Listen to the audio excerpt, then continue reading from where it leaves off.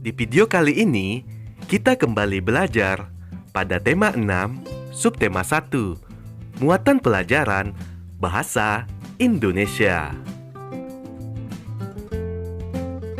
Menjelaskan cara-cara untuk memahami teks eksplanasi. Teks eksplanasi merupakan teks yang berisi penjelasan tentang berbagai peristiwa yang terjadi di sekitar kita, seperti fenomena alam, sosial, dan budaya. Teks eksplanasi disajikan harus sesuai dengan fakta. Teks eksplanasi memiliki struktur, yaitu pernyataan umum, deretan penjelas, dan kesimpulan. 1. Menentukan kata-kata kunci. Kata-kata kunci adalah kata-kata yang penting dan sering muncul di dalam teks. Kata-kata kunci biasanya terdapat dalam judul dan isi teks. Dalam pencarian informasi, kata-kata kunci dapat diperluas dan dipersempit yang tujuannya agar informasi yang diperoleh tepat sasaran. 2. Menjawab pertanyaan-pertanyaan yang berkaitan dengan teks. Informasi penting dari teks dapat ditemukan dengan menjawab pokok-pokok pertanyaan. Kata tanya yang digunakan antara lain kata tanya apa, kapan, di mana, siapa, mengapa, dan bagaimana. Untuk lebih jelasnya, ayo simaklah teks berikut ini. Kalor merupakan salah satu bentuk energi yang dapat berpindah dari benda yang bersuhu tinggi ke benda yang suhunya lebih rendah. Perpindahan kalor dapat terjadi karena adanya perbedaan suhu dalam benda. Kalor dapat menaikkan atau menurunkan suhu. Semakin besar kenaikan suhu, maka kalor yang diterima oleh benda semakin besar. Sebaliknya, jika semakin kecil kenaikan suhu, maka kalor yang diterima akan semakin sedikit. Berdasarkan teks tersebut, ada kata-kata yang sering diulang, yaitu kata kalor dan kata suhu. Teks eksplanasi tersebut juga dapat dipahami dengan cara menjawab pertanyaan. Misalnya, apa yang dimaksud dengan kalor?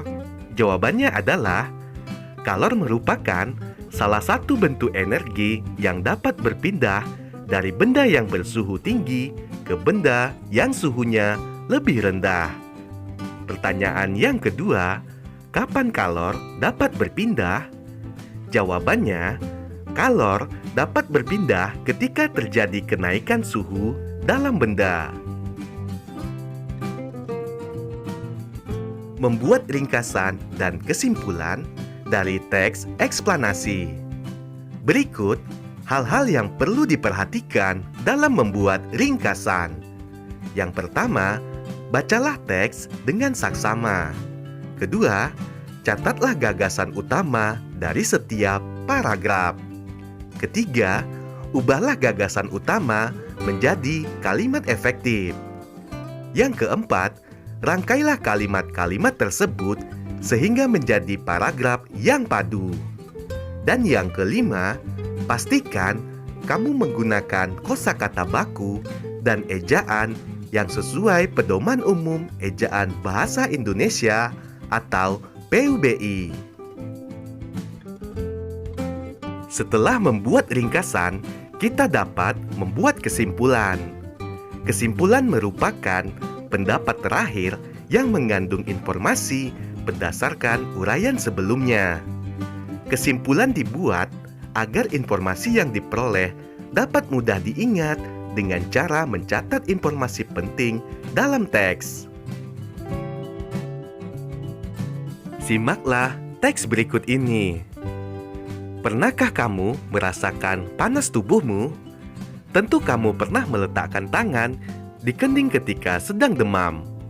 Dalam kehidupan sehari-hari, ukuran derajat panas atau dinginnya suatu benda atau ruang dikenal dengan istilah suhu. Permukaan tangan kita tidak dapat mengukur suhu secara akurat.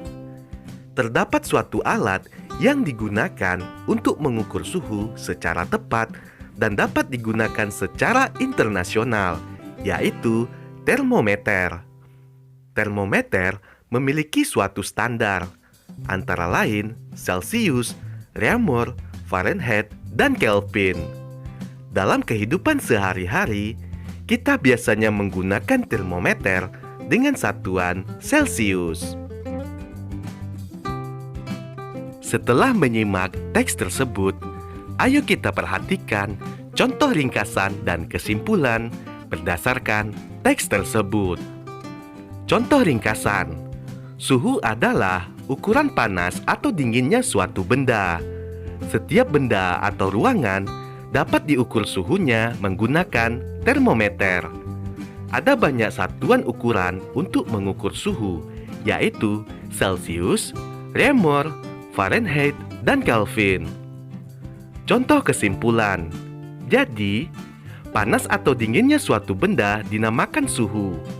Suhu dapat diukur dengan menggunakan alat yang bernama termometer. Ada berbagai macam satuan ukuran termometer yang biasanya digunakan dalam kehidupan sehari-hari.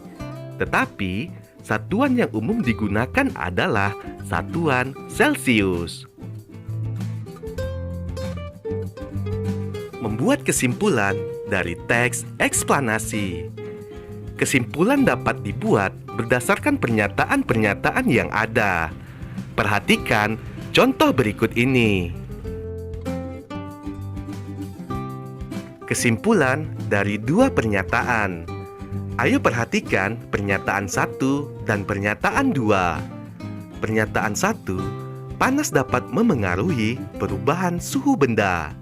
Pernyataan 2, panas juga dapat memengaruhi perubahan wujud benda. Kesimpulan dari dua pernyataan tersebut adalah panas dapat memengaruhi perubahan suhu dan wujud benda. Kesimpulan dari tiga pertanyaan. Pernyataan 1, manusia mengonsumsi makanan untuk beraktivitas. Pernyataan 2, makanan diubah menjadi energi panas. Pernyataan yang ketiga, panas yang dihasilkan biasanya dikeluarkan bersama keringat.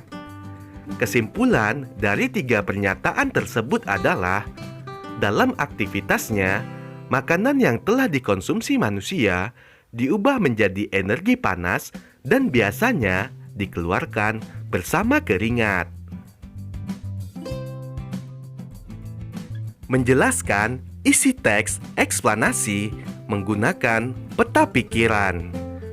Konsep teks eksplanasi dapat dijelaskan menggunakan peta pikiran. Peta pikiran merupakan suatu cara mencatat yang kreatif, efektif, dan secara harfiah dapat memetakan pikiran-pikiran kita.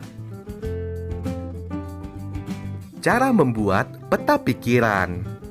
Pertama, tentukan ide pokok dari teks yang disajikan. Kedua, catatlah kalimat penjelas dari ide pokok tersebut dalam bentuk poin-poin.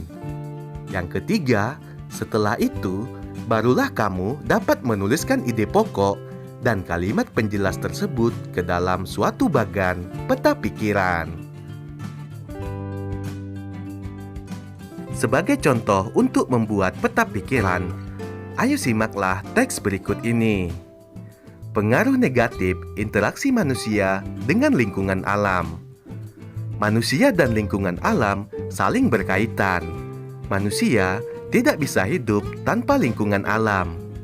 Manusia berinteraksi dengan lingkungan alam untuk memenuhi kebutuhan hidup. Bentuk interaksi manusia dengan lingkungan alam terlihat dalam bidang pertanian, perkebunan, perikanan, dan peternakan.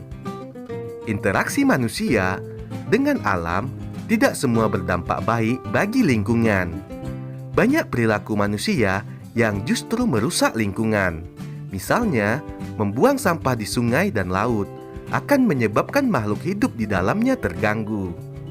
Perilaku merusak lingkungan juga dapat membahayakan diri manusia. Pengaruh negatif interaksi manusia dengan lingkungan akan menyebabkan bencana. Bencana tersebut dapat merusak lingkungan alam dan merugikan manusia. Contoh bencana akibat interaksi manusia dengan alam adalah banjir, tanah longsor, dan kebakaran hutan. Bencana banjir disebabkan oleh tersumbatnya saluran air karena sampah yang dibuang sembarangan. Tanah longsor bisa disebabkan oleh ulah manusia yang sering menebang pohon. Kecerobohan manusia juga bisa menyebabkan kebakaran hutan. Setelah kita menyimak teks tersebut, ayo kita lihat contoh peta pikiran berdasarkan teks tersebut.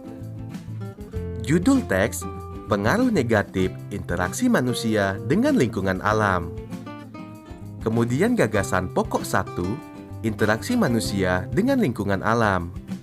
Gagasan pokok paragraf 2, dampak buruk interaksi manusia dengan alam. Selanjutnya, gagasan pokok paragraf yang ketiga, bencana yang terjadi akibat pengaruh negatif interaksi manusia dengan lingkungan. Selanjutnya, kata kunci dari paragraf 1, interaksi manusia dan lingkungan alam. Kemudian, saling berkaitan. Kata kunci pada gagasan pokok paragraf kedua, dampak buruk dan interaksi manusia dan lingkungan alam. Selanjutnya, kata kunci pada paragraf ketiga, pengaruh negatif interaksi manusia dan lingkungan alam, terjadi bencana.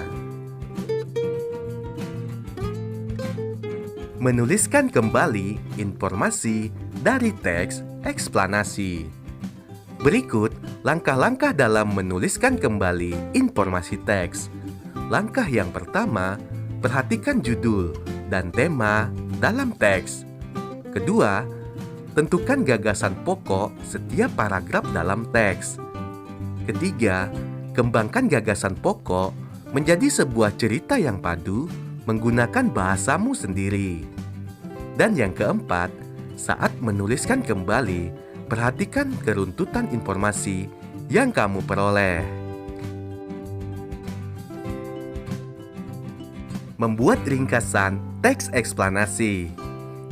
Ingat, ada hal-hal yang harus diperhatikan dalam meringkas teks eksplanasi.